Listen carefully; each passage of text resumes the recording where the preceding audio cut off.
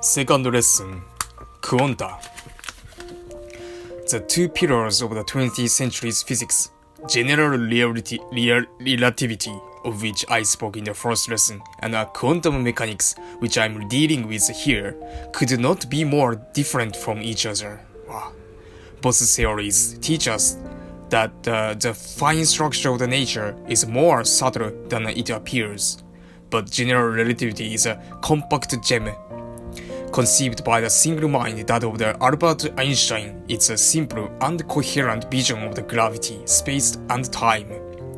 Quantum mechanics or quantum theory, on the other hand, has gained unequaled experimental success and led to the applications which have transformed our everyday lives. The computer on which I write, for example. Yet, more than a century after its birth, it remains shrouded in mysteries and incomprehensibility. It's said that quantum mechanics was born precisely in the year 1900, virtually sharing in the century of the intense thought. The German physicist Max Planck calculated the electric field in the equilibrium in the hot box. To do this, he used a trick.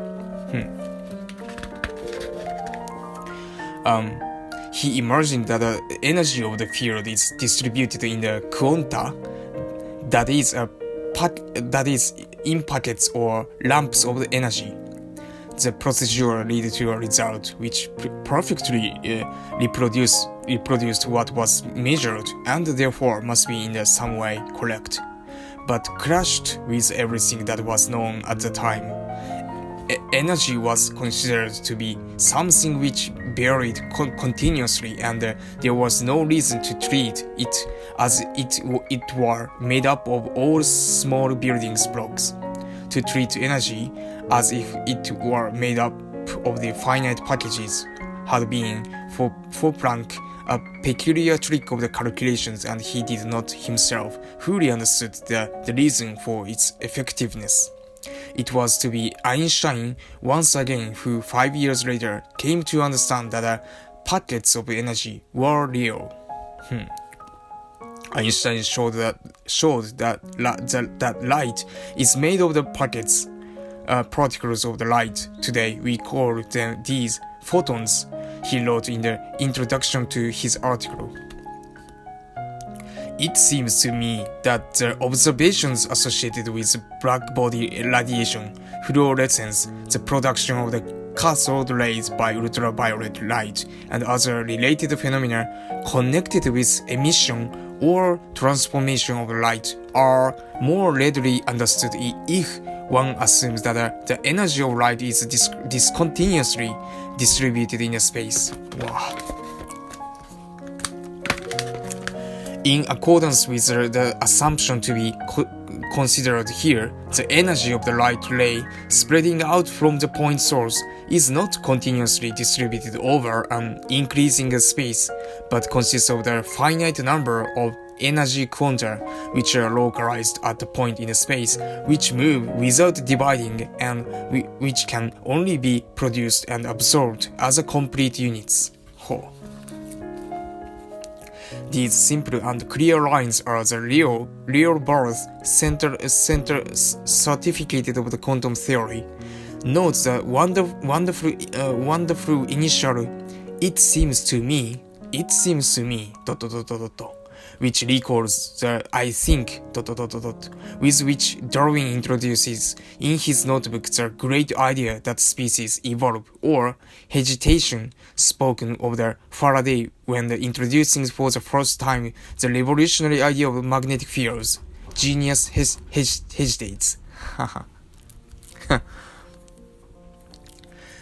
The work of Einstein was initially treated by the colleagues as a nonsensical juvenilia of the exceptionally brilliant youth. Subsequently, it was for the same work that he received the Nobel Prize. If Planck is the father of the theory, Einstein is the parent who neutered it. But like all offsprings, the theory went its own way and unrecognized by Einstein himself. In the second and third decades of the 20th century, it was the Dane Niels Bohr who pioneered its development. It was Bohr who understood the energy of the electrons in atoms can only take on certain values, like the energy of light, and crucially that the electron can only jump between one atomic orbit and another with fixed energy, emitting or absorbing a photon when they jump. These are the famous quantum leaps, and it was in his institute in Copenhagen that the most brilliant young minds of the century gathered together to investigate and try to bring order to these baffling aspects of its behavior in the atomic world, and to build from it a coherent theory. In 1925, the equation of the theory finally appeared, replacing the entire mechanics of Newton. It's difficult to imagine a greater achievement. At one stroke, everything makes sense and you can calculate everything. Take one example. Do you remember the periodic table of elements devised by Mendeleev, which lists all the possible elements, substances of which the universe is made, from hydrogen to uranium, and which was hung on so many classroom walls? Why are precisely these elements listed there, and why does the periodic table have this particular structure with these periods and with the elements having these specific properties? The answer is that each element corresponds to the solution of the main equation of the quantum mechanics. Wow! The whole of chemistry emerges from the single equation. Wow! The first to write the equation of the new theory, basing them on dazzling ideas, would be a young German of genius, Werner Heisenberg. Heisenberg imagined that the electrons do not always exist. They only exist when someone or something watches them, or better, when they are interacting with something else. They materialize in a place with a calculable probability when colliding with something else. The quantum leaps from one orbit to another are the only means they have of being real, and electron is a set of jumps from the one interaction to another. When nothing disturbed it is not in any precise place. It is not in a place at all. It is as if God had not designed reality with a line that was heavily scored, but just dotted it with a faint outline. In quantum mechanics, no object has definite position except when the colliding headlong with the something else.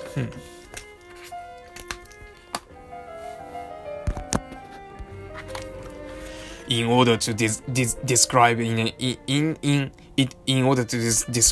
in the mid-flight between one interaction and another, we use an abstract mathematical formula which has no existence in real space, only in the abstract mathematical space. But there is worse to come. These interactive leaps with which each object passes from one place to another do not occur in a predictable way, but largely at random. It is not possible to predict where an electron will reappear, but only to calculate the probability that it will pop up here or there. Pop up. The question of probability goes to the heart of physics, where everything seems to be regulated by firm laws which are universal and irrevocable. Does it seem absurd? It also seemed absurd to Einstein.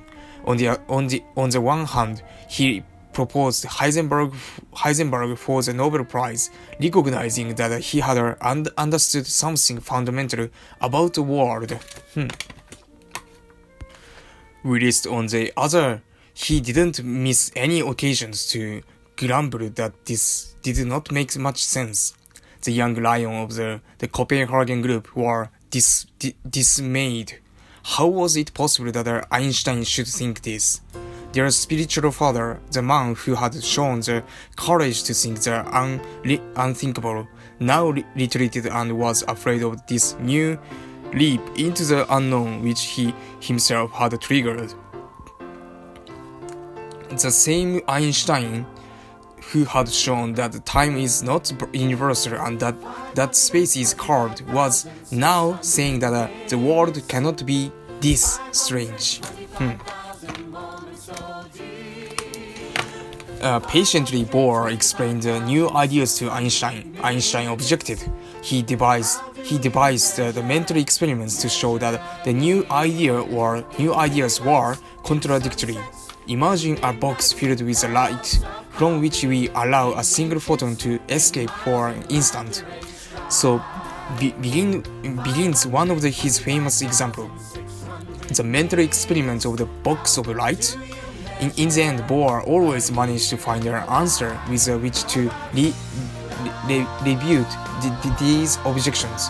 For years, their dialogue continued by way of the lectures, letters, articles.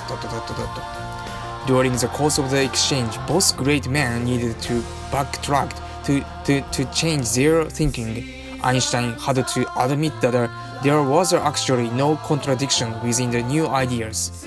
Bohr had to recognize that things were not as simple and clear as he had initially thought.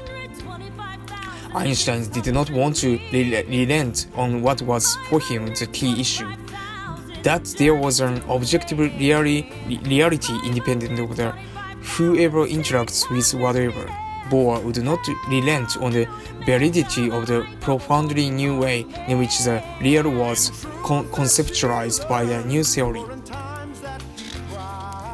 Ultimately, Einstein conceded that the theory was a giant step forward in our understanding of the world, but remained convinced that things could not be as strange as it proposed, that behind it there must be further, more responsible explanation.